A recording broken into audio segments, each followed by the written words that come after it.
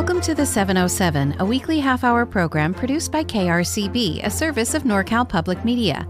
The 707 features voices and stories from your community, stories that widen our perspectives, and stories that show how we are connected to each other. I'm your host, Michelle Marques. Today we are chatting with Supervisor James Gore, who represents the 4th District in Sonoma County, California, not to talk about what's happening in the northern part of the county, but to learn about his role on the national stage as the president of the National Association of Counties.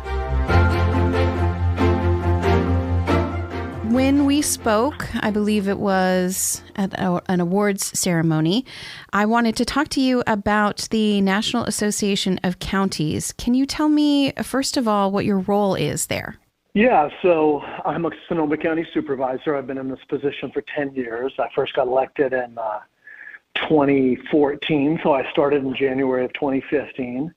And so there's two main, for somebody who's a supervisor or a commissioner, as they call them, or other names around the country. There's usually what you have is you have an association, which is your state association. So in the case of California, California State Association of Counties. And then you have the national umbrella, which is the National Association of Counties, NACo. I had the honor of serving as the president of the California counties, ironically during the pandemic, and then after that, I was really supported by my peers throughout California and around the country to run for this position, which is a hardly wrought campaign against peers. But yeah, so ironically, you don't run for president. You run for both of these positions for something called second vice president. And then so you become a member of the executive board, and you move from second vice president to first vice president to president to past president. So you spend 4 years leading the organization and then as president 1 year. Okay, excellent. And so you began as the president of NACo, the National Association of Counties, on July 15th, 2024?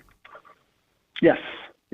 And I'm pretty close to culminating in about 3 weeks, my time. It's going to be you think about it, it's kind of like our country. It's both chaotic and at the same time, it's an honor to fight in the middle of the storm. We're going to be celebrating the kickoff of the 250th anniversary of the country, celebrating the 90th anniversary of the National Association of Counties. And at the same time, we're dealing with social crises and divisiveness, the likes of we haven't seen in our generation. So tell me, what does the National Association of Counties do? Biggest thing is make sure that we are the unified voice as best as possible for all the counties in the country. There's 3,069 counties throughout this great nation. They're called counties, boroughs, parishes, a couple other names depending on where you're at. Ironically, in some states, you have like Georgia with 164 counties, or Texas with 251. Then you have a place like California that has 58 counties, even though we have a population near 40 million. So by and large, if you look at the 3,069 around the country, they are predominantly rural counties, small to medium-sized counties. And then you have really big counties, and those are Harris County in Texas, Cook County in Illinois, Los Angeles County, Kings County in Seattle, and other ones of the like. So there's about 280 counties out of the 3,069 that represent 2/3 of the population of the United States. So you have rural, suburban, and urban issues. And the biggest part of NACo is to make sure that we get good federal policy that empowers counties to deliver for the American people. I always say that we are the ones who are operating in the trenches of democracy, delivering programs, not just politicking. Right. Now, representatives from counties across the country have varied backgrounds, political stances, different priorities. So how do you find commonalities across the country? Well, if you choose to look for commonalities, they are there. I can sit with people from all walks of life and all political leanings, and we can unify around the fact that we have to run jails, we have to pave roads, we have to manage airports, we have to manage wastewater, we have to work on drought resilience and drought tolerance, we have to manage disaster preparedness, mitigation, response, recovery. That's one of the ways that I really rose up into leadership with these organizations, is in the aftermath of our 2017 fires and then the subsequent 9 presidentially declared disasters we had in this county, in Sonoma. It allowed me to identify what were the things with my colleagues that we needed changes in at the state and at the federal level. What kind of reforms we needed at FEMA, U.S. Department of Ag, emergency watershed programs, others, because we wanted the ground truth of those fire survivors to work, and we wanted to make our community the most resilient we could. So those are the kind of issues that can really unify a membership like NACo in its diversity.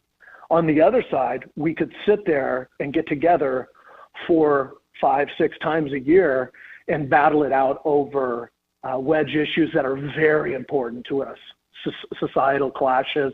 We could sit there and talk about abortion, gun rights, ICE, and immigration. But for the most part, we really try to be an organization that does not bring the vitriol to that place, to try to find the areas. And the structure, now being 90 years old with NACo, it's gone through a lot of this. So there's a reason that there are public policy committees and that I appoint chairs and vice chairs and member leads for 13 different policy committees, for entrepreneurial committees, for foundation committees, and other things of the like. So it is trying to be a nonpartisan organization, even though we come there with our partisan leanings. Of course, here in Sonoma County, we know all about emergency responses, as you've mentioned. So what is the current state of emergency response on the federal level? And you just recently announced that you're extending the Intergovernmental Disaster Reform Task Force at NACo. What is that task force, and why are you extending it? Well, first and foremost, we're really dismayed with the proposals coming out of the Trump administration to not just reform FEMA, which we all know is needed, but on the other side, to cut it to the point that it's ineffective and to have a shift of responsibility and cost to state and local jurisdictions. If you read the executive order promulgated out of the White House, it very much reads as dismantling FEMA, and it talks very nicely about moving those responsibilities to the state and the locals, but it absolutely infers that the costs go as well.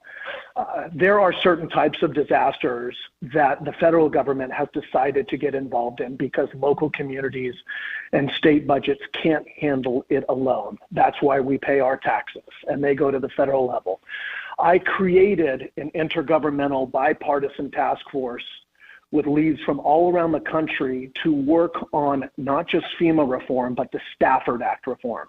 The Stafford Act is the enabling legislation at the federal level that grants the president authority to declare disasters, and then for the entire mechanism of the federal government, meaning housing and urban development, U.S. Department of Ag, water programs, people and housing programs, FEMA, the Small Business Administration, all of those to activate and then to go locally.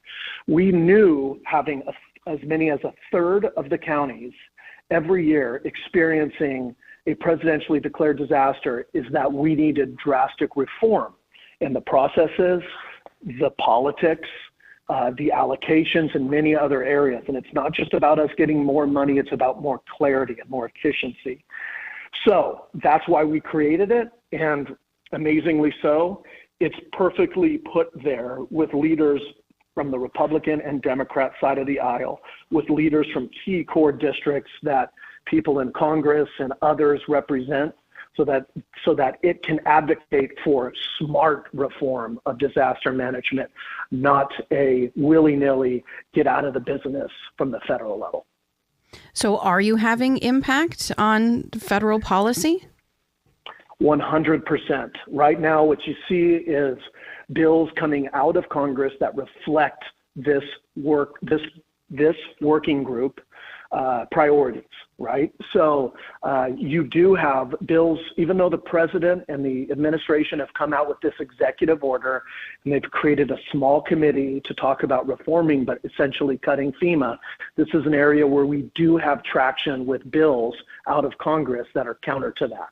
They still invoke ideas of reform, but they are not focused on the full dismantling of a disaster mechanism that is needed. The one sad part of this is that, as we understand it, as many as a quarter to a half of the federal employees under FEMA are gone from where they were at 120 days ago. So even if you want those reforms and Congress demands them or enacts them, whether the president signs them into law or not, it's really also about having the people to run these programs. And that's one of the things that many people don't know is that even if we get, let's say, wins in the judicial area with respect to, some of the appeals with the administration and others, if they just choose to not have the employees to write the checks or to process the programs, then we have a whole different thing to confront. That's James Gore, Sonoma County Supervisor and President of the National Association of Counties. In the next segment, we'll talk about how Sonoma County benefits from having our representative at the head of a national organization and why it is more important to pay attention to the local political races than those at the top of the ticket. You're listening to the 707 on KRCB. I'm Corva Coleman from NPR News with a little something to kickstart your mornings. Sonoma First News is a weekday morning podcast with the top local stories and weather updates from across Sonoma County. From Petaluma to Bodega Bay, Sonoma First News has you covered. Subscribe now through KRCB's website, on the NorCal mobile app, or wherever you get your podcasts. Sonoma First News from Sonoma County's NPR station, KRCB FM.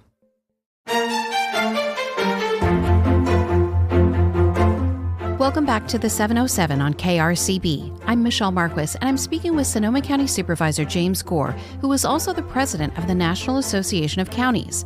As we continue our conversation, he reflects on the political divide that strains the ability to come together on topics that matter.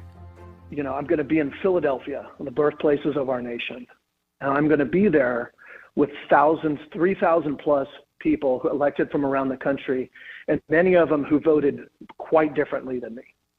And I also have to acknowledge that everything's not hunky-dory, that we do not align, that we do not agree on everything, that we find this place to be able to identify the things we can agree upon.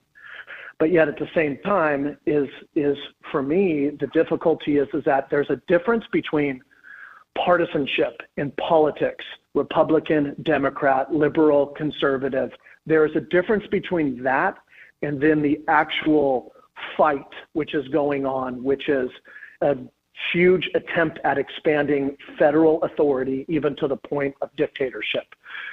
The things that are enshrined in the Constitution under separation of powers, in our contracts and other things, are in the purview and under the authority of Congress. And so even the things that we're getting right now in Sonoma County, where we filed and lined up with King County and Seattle on a court case that says you cannot, as a executive branch, impose conditions on existing contracting, things like gender ideology they're putting into our contracts, ICE compliance, some of it's even elective abortion. So they're imposing political positions and policy positions into federal contracting for things like the FAA reauthorization that passed before this last election. So for us, that legal binding of checks and balances and the idea of following through on the democracy that we have, that to me is something that I'm very strong about with this membership, even if they don't agree with me on whether they love the president and how he's disrupting things and his administration or not. To me, that's where I have to have my courage and the reality not to just say nothing. Mm. How does Sonoma County benefit from your role as president of the National Association of Counties? When I look at my time, not only at NACo, but at CSAC, the California State Association of Counties, the goal has always been not to just take the lessons learned from either our disasters, our homeless problems, our housing needs. And, the first thing is always you want to drive the agenda. So if you're in a leadership position, you can drive policy change. You can drive it in state laws. You can get, things like we pushed for after our big disasters in 2017 through 2019. We banded together as 20 counties, and we helped create the founding initiative, which became this climate bond that passed recently. So there's things like that. Outside of that, I also go after specific wins, but the only way to do that is to team up with my team of department leads from the County of Sonoma. So we have gotten grants, we've gotten awarded at the state level, things like Project Home Key applications where we've created permanent supportive housing. We've also gotten zoning changes and legal changes that have allowed us to process things quicker. And then at the federal level, ironically, as I talk about disasters, is we've gotten huge amounts of grant funding from FEMA through hazard mitigation, BRIC programs, and others.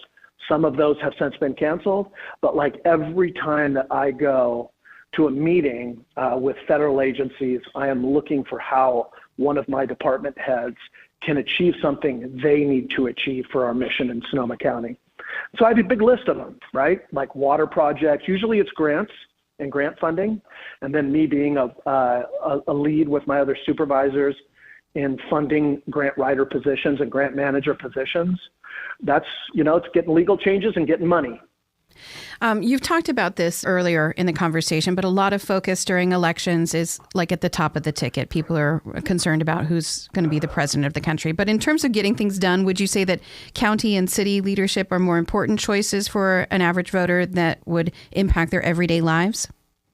I have always been a proponent of the philosophy of subsidiary, which means that it's something that Governor Jerry Brown used to talk about, which is the best way to govern is the closest to the people.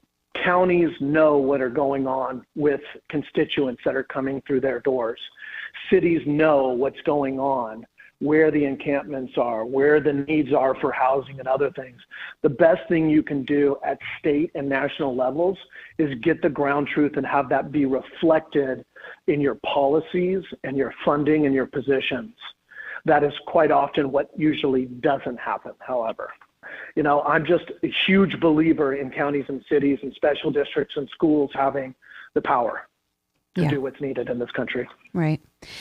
So you are coming toward the end of your role as the president of the National Association of Counties. Can you tell us what are the main concerns, things that NACo is working on right now and into 2026? Well, I'll say the biggest issue that we're dealing with at NACo is the drastic transition of proposals that are coming out of the executive branch right now. And I can say that confidently because whether you're a Trump voter from Montana or South Dakota, or you are, a city or a county leader in one of the bluest places in the nation, the fact that our contracts are being canceled, the fact that funding items like Medicaid and SNAP benefits are, no matter what, any cuts to those programs are going to have to be borne by the locals to deal with the problems in their communities. This drastic transition, even if people like this transition, which I do not, and I fight against it, but I have to understand that even the changes that are coming, we have to adapt. There's things I can control and there's things that I cannot. So that's life.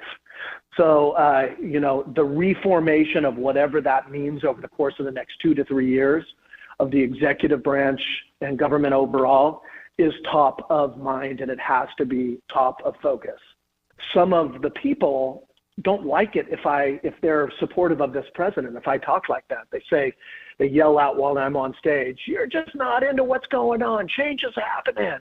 And I look back at them and say, my job as NACo is to protect counties. If this proposal from the federal government is going to give tax breaks at the expense of the people that we have to serve, to me, that is not a partisan position. If this promulgation shifts all cost burden for natural disasters from our tax dollars that go into DC to us using our property taxes locally, where we have to run all of other programs. To me, that is a local authority and local empowerment issue. That is not a partisan issue. Some don't agree with me, but you know what? Not everybody agrees with me, because if you want to be bold and if you want to do good things in this world, you get a lot of haters too. Well, thank you so much for taking the time to talk with me. I appreciate it. I appreciate the opportunity to be with you. I appreciate the fact that what you do is serve in the community every day. I think it is the absolute antidote to all of the hate and divisiveness around us, is to find something that you can do and be of service locally. Life is all about having purpose, creating good relationships, and providing service to the greater good. Thanks, James. I appreciate it. Thank you. James Gore is the current president of the National Association of Counties and a Sonoma County supervisor representing District 4. I'm your host and producer of this program, Michelle Marques. Thanks for listening. This show is a service of NorCal Public Media. Our president and CEO is Darren Lachelle.